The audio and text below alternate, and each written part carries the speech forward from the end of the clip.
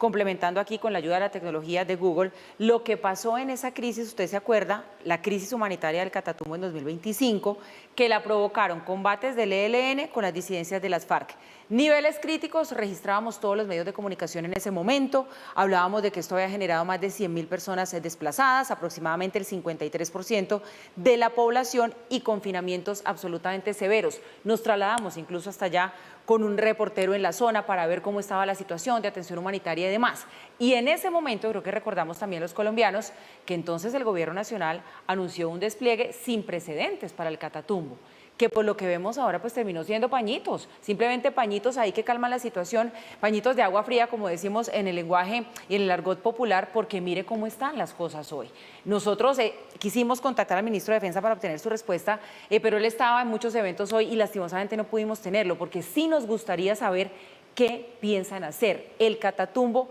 no es que se haya salido otra vez de control, es que parece ser que nunca estuvo en control. Sí, Paula, yo creo que además de conocer la opinión del ministro de Defensa, sería importante pues conocer la opinión del presidente de la República, porque hay que devolverse en el tiempo para ubicarse a comienzos del año 2025, cuando se dio ese desplazamiento masivo de la población, más de 100.000 personas, que Paula estaba señalando, para entender qué es lo que está en la base de este conflicto en esa región y que se replica en otras regiones, pero hablemos del Catatumbo ya que estamos en este momento cubriendo esa situación. Recuerden ustedes que esto está antecedido por una decisión del gobierno de retraer la fuerza pública bajo las iniciativas de la paz total, suponiendo que retrayendo la fuerza pública se lograba un escenario propicio para llegar a acuerdos con los distintos grupos criminales del país. A veces se hablaba del ELN, a veces se hablaba de las disidencias de alias Calarcá, a veces en el suroccidente de las disidencias de Iván Mordisco, y en ese contexto la búsqueda de espacios propicios para llegar a algún acuerdo con estos grupos al margen de la ley se tradujo en que esa retracción de la fuerza pública le abriera el espacio a la expansión de los negocios ilegales. Obviamente, una expansión de negocios ilegales, llámese tráfico de armas, llámese tráfico de drogas, llámese minería ilegal, atrae la ambición y atrae el ímpetu de los actores al margen de la ley. En el caso concreto del Catatumbo, se empezaron a dar enfrentamientos cada vez más cruentos entre el ELN y las disidencias de las FARC, en concreto las disidencias de alias Calarcá. Y de esos enfrentamientos empezó a quedar ensanduchada la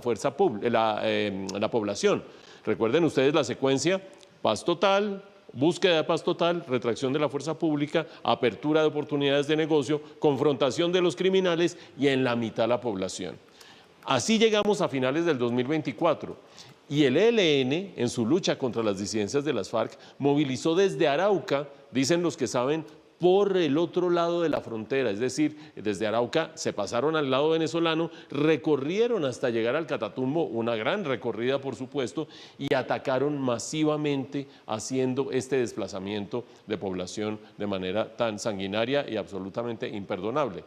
Desde entonces, un poquito más de lo mismo, no desplazamientos en semejantes magnitudes, pero lo que ustedes han visto en el informe de Ligia es que siguen las muertes, siguen las amenazas, siguen los desplazamientos, cómo no, sigue el control, ahí los tienen ustedes, los grafitis, el control de las fuerzas ilegales, y por lo tanto uno dice, si las cosas se deshacen como se hacen, pues entonces aquí habría que empezar por replantear por completo la paz total, replantear esa noción absolutamente ingenua, inocente, fallida, según la cual, sí, nos vamos a sentar a conversar y no sé qué, pero tranquilo, tú te quedas con el negocio,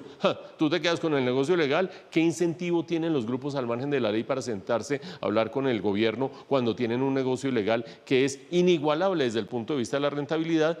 ¿Y qué incentivo tienen para repartirse el negocio entre unos y otros? Más bien enfrentamiento. ¿Y quién lleva del bulto?